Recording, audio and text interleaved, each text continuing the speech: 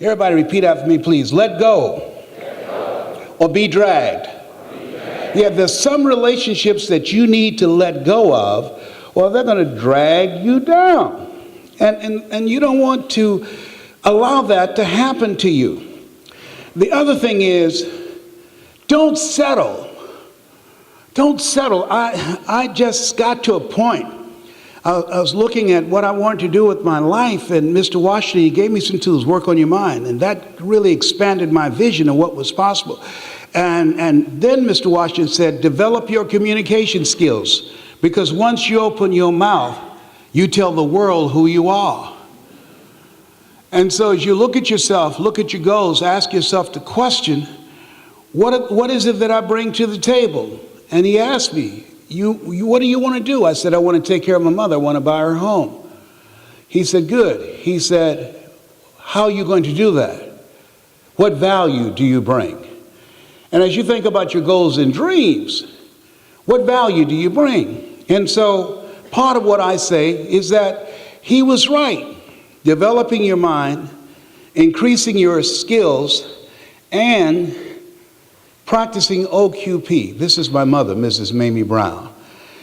I stand on this stage because of two women. One gave me life, the other gave me love. I feel like Abraham Lincoln, who said, all that I am and all that I ever hope to be, I owe to my mother.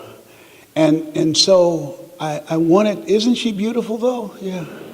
I wanted to take care of her. I said, Mama, when will I be a man? Leslie, when you turn 18.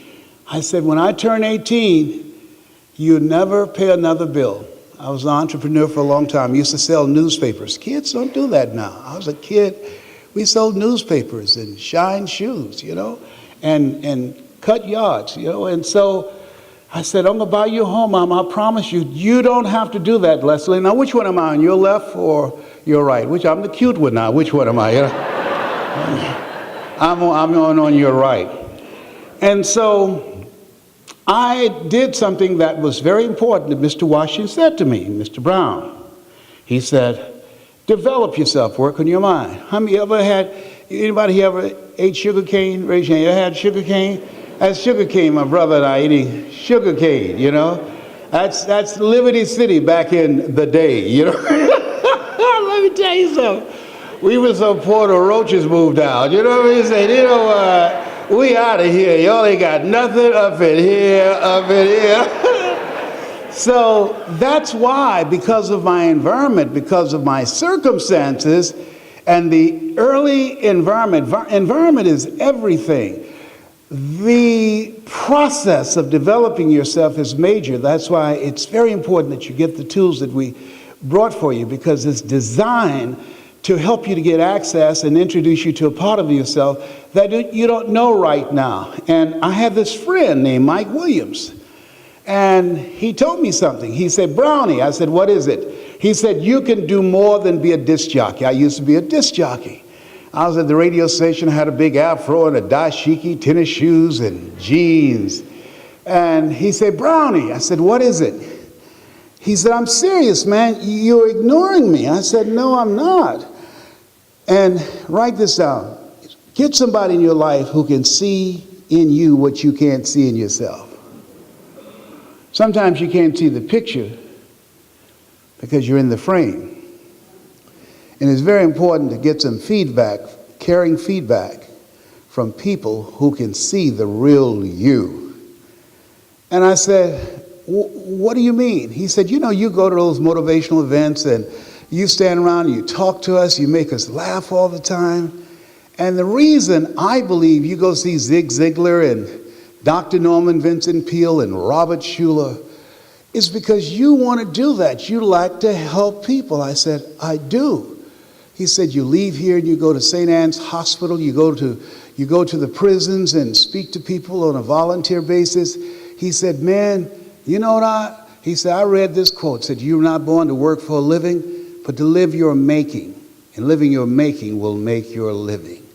He said, you ought to do that. Oh, I said, Mike, I've thought about it. I said, but I can't do that.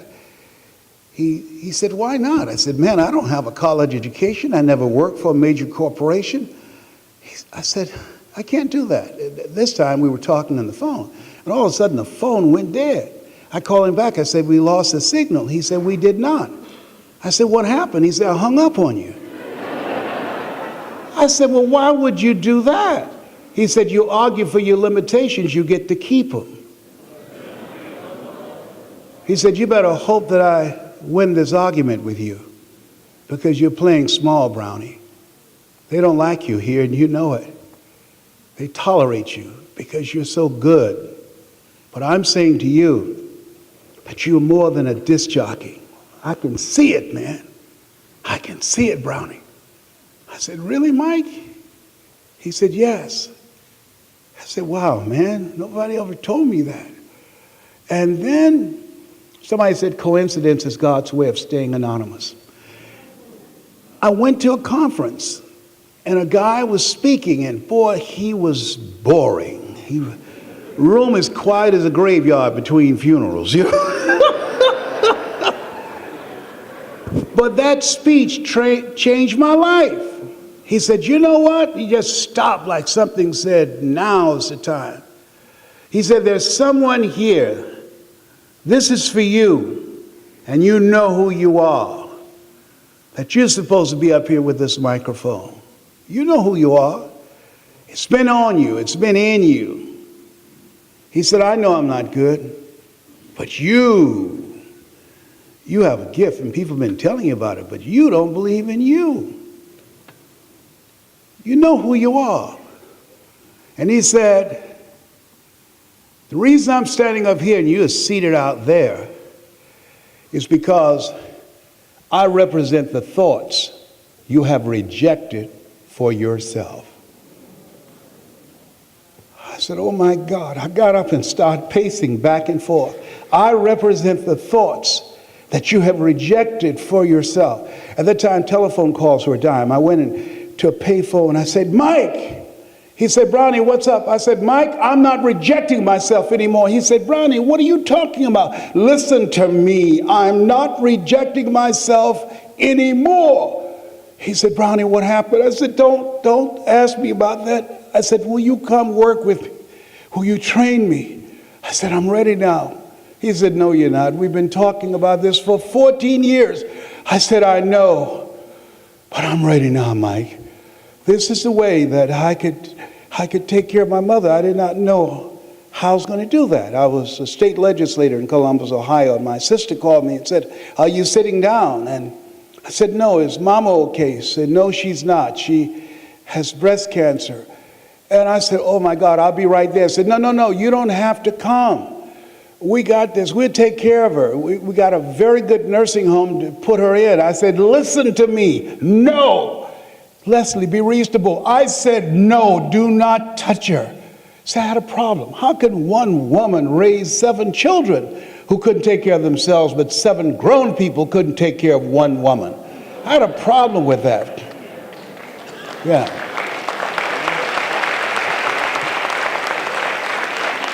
I left the Ohio legislature. I left Columbus, Ohio, in 2 days. Left my car, my furniture, everything. When I rung the doorbell, a friend of hers named Miss Mildred was there. She said, Mamie, what is it? Leslie's here. And I heard my mother say, I knew he would come. I knew he would come. How many of you have someone that you want them to know you'll be there for them if they need you? Raise your hands, please. That's part of what being an entrepreneur does. That it gives you the resources, the money to help someone that you love. And it's something you can do beyond prayer. You know, you can pray, but let me tell you something.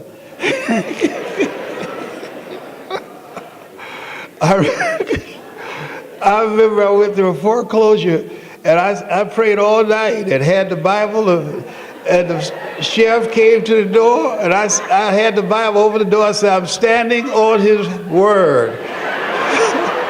God said, no problem, just step outside. On his word. Oh my God. For this thing called life is something else. You hear me? I'm telling you. That's why you got to be an entrepreneur. And most entrepreneurs are spiritual. Why? You know, You know, religious people are afraid of going to hell. You know, spiritual people have been there. You know.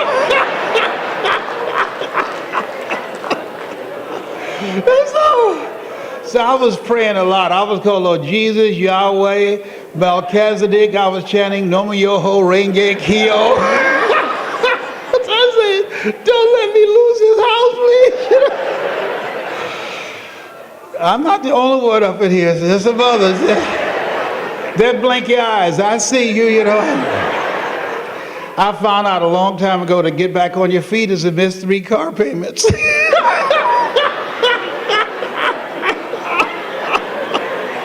Some of y'all are a little slow. I used to hide my car at my cousin's house. You can't do that now. They got GPS. I'm going to run for office and I'm going to outlaw it. I just think it's wrong. You don't need to know where I am. No. And don't use no excuse because I didn't pay. No. Y'all just have to find me the best way you can. I'm sorry. My medication went off. I got problems. Whatever. So anyhow. And so it's necessary, and write this down, knowledge is the new currency. It's the new currency. It's easier to create wealth now than ever before. Easier because of the tools that we have. When you go to the table to buy the CDs, Cerny has a square. You know, you can put it on your telephone and you can process credit cards. Come on. This is easier than it's ever been before. I'm not making this up. This is real. And so as you look at your goals and look at your dreams, write this down. Make something happen. When you leave here, if you don't have a business now, make something happen. Create something. See, in life, you're either watching something or you're creating something. Most people are spectators.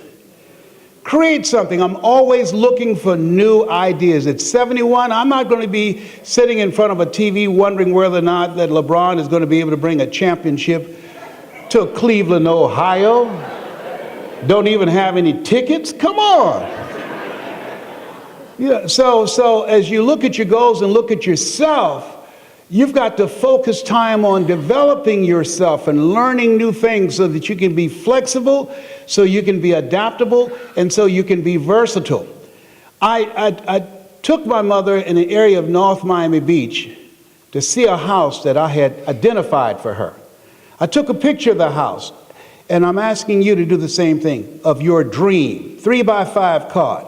And I had on the card at the bottom of it, I give thanks that I purchased this home for my mother.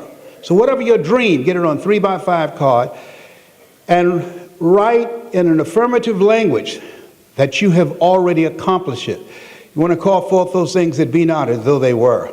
On the flip side, I wrote Matthew 7:7. All right, now, I drove my mother in the area. As we were driving, she said, Leslie, I said, what is it, Mama? She said, slow down. I said, what's going on? She said, slow down. She said, look at that big, beautiful home. If I lived in something like that, I would feel like Mrs. Rockefeller. I said, you really like that? She said, yes, boy, that's beautiful. John D. Rockefeller is a wealthy man, and his wife, there was an article about her in the Miami Herald, and so Mama thought that was a high standard. And I said to myself, she loves it. And so, next question, what do you bring? I had resigned from the Ohio legislature to go back to Miami to take care of my mother. I decided that I was going to speak. I said, if Zig can do it, all those guys put their pants on one leg at a time. Anybody ever made a decision like that? And I said, if they can do it, I can do it. And I studied them, and I invested in myself. Write this down, invest in yourself. Warren Buffett was asked a question. What's the most important investment you can make? This is in the heart of the recession.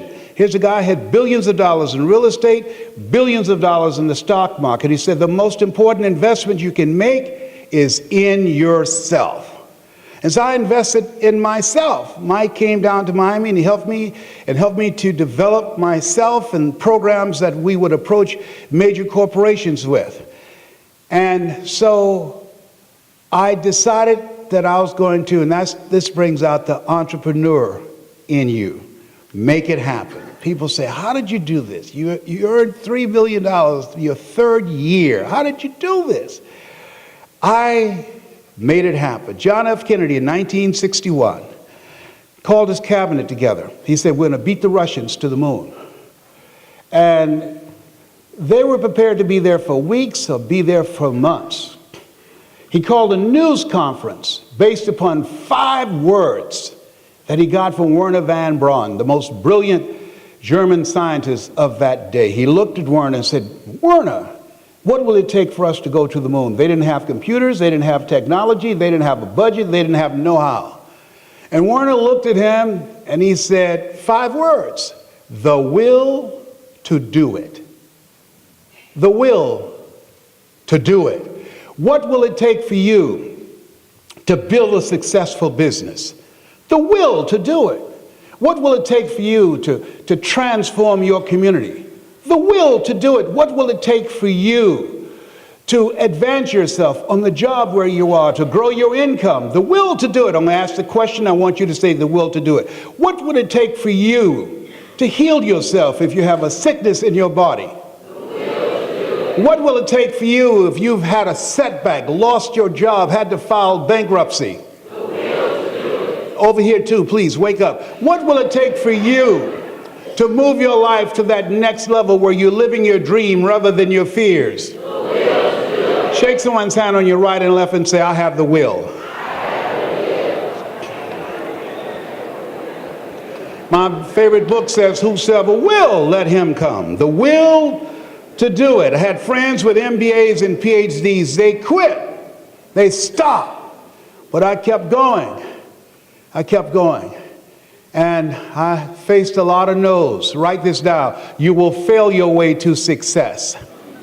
You're going to fail your way to success. I got a lot of no's, a lot of rejections. And write this down. Make no your vitamin. Get empowered by it, not discouraged by it, because somebody is going to say yes. There's a yes waiting for you. I'm telling you what I know. And finally, I generated the money to make the down payment, to get the house. And I did. And I drove my mother back through that neighborhood of North Miami Beach. And she said, Leslie, I said, what is it, Mama? Slow down. Look at that house. I said, you really like that, don't you? She said, yes. I said, you won't believe this. She said, what? I know the people there. You do? Yes. In fact, if I take you there now, would you like for them to show you around? She said, yes. I said, very good. So I drove up the driveway. Mama was 78 at the time. I walked around and I opened the door and we started walking toward the house. And she said, Leslie? I said, yes, ma'am. She said, you sure you know these people, boy? I said, yes, ma'am, Mama, I do. We got to the door, and I couldn't hold it anymore. I reached in my pocket, I put the key in the door, and turned it and said, Mrs. Rockefeller, this is your home.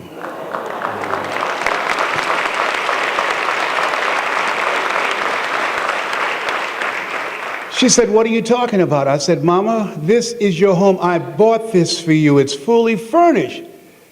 She said, you didn't have to do that for me. You didn't have to go into that debt for me, Mama. It's paid off. I said, you didn't have to adopt us, but you did. She said, and Leslie, you were such a problem child. I said, I know, but I got money now. Write this down. Entrepreneurs make dreams happen. That was a dream. What value do you bring? I learned how to use my communication skills. I learned how to create products. I didn't know. Anything you want to do, you can learn. Mike said, Brownie, all of us come here the same way. We're dumb, naked, and speechless. You can learn. And so I studied people who were doing what I wanted to do. I just decided that I was going to make this happen. And as you look at your goals and dreams, I want you to know, don't underestimate yourself. Because you've had some setbacks and failures, that does not mean that you're a failure. If you don't have any money in the bank, that doesn't mean, and money doesn't mean anything. It's just a tool to be used. You are the resource. You think about your goals and dreams. Here's something else as you think about what it is you want to do. You got to be relentless. You got to dedicate yourself. I call public television. I used to have specials. I'm about to do another one. I called them probably over 80 times. And finally, I talked to someone and they said, yes, we would love to talk to you about doing a PBS special. And I took my career to the next level. And so as you look at your goals and dreams, when you dedicate yourself, when you are relentless, when you know you will fail your way to success, there are things that you're going to learn along the way. And then there are people, I believe in angels, there are people who are going to help you. Dr. Norman Vincent Peale, I sent him a quote years ago. I was still in school, and they had this contest, and he selected my quote. And the quote was, "Shoot for the moon. Even if you miss, you'll land among the stars." And he started using that. And so I heard that he was coming to Chicago, and I talked to the guy who was promoting it, and they said, "What is it?" I said, "I'd like to meet Dr. Peale." "You would?" "Yes." So this guy was very nice and very considerate of me. He was concerned that he said, "Man, you just sound like a guy that's serious." I said, "I am. I want to do what he does." So he made it possible for me to get backstage to see him. He told me to come to the back of the theater. I came to the back of the theater, and they opened the door. I said, "Hi, my name is Les Brown. I'd like to see Dr. Peale." So they introduced me to his wife, Martha. And I said, "Hi, I'm here to see your husband." She said, "Okay, and what is your name?" I said, "Les Brown." She said, "You don't look like the band leader." I said, "No, I'm not. I'm Mrs. Mamie Brown's baby boy." She said, "Who's Mamie Brown?" I said, "My mama." So he was in the dressing room. So she said, "Pops, Les Brown is here, and it's not the band leader. Les Brown, shoot for the moon. Even if you miss, you'll land among the stars." Sir, I sent that to you when I was in 7th grade. That was many years ago. He turned around and he said, "I end all my speeches with that." I was willing to take a chance. I was willing to risk being rejected. God said, if you're not willing to risk, you cannot grow. And if you cannot grow, you cannot become your best. And if you cannot become your best, you can't be happy. And if you can't be happy, then what else is there? Entrepreneurs understand the value of risking. So a guy was there in his dressing room. He looked at me, and Dr. Peale was up in ages. He said, "Dr. Peale, how old are you?" He said, "Sonny, I'm 92. He said, "Man, I don't know if I want to live to get 92. He said, "That's because you've never been 91.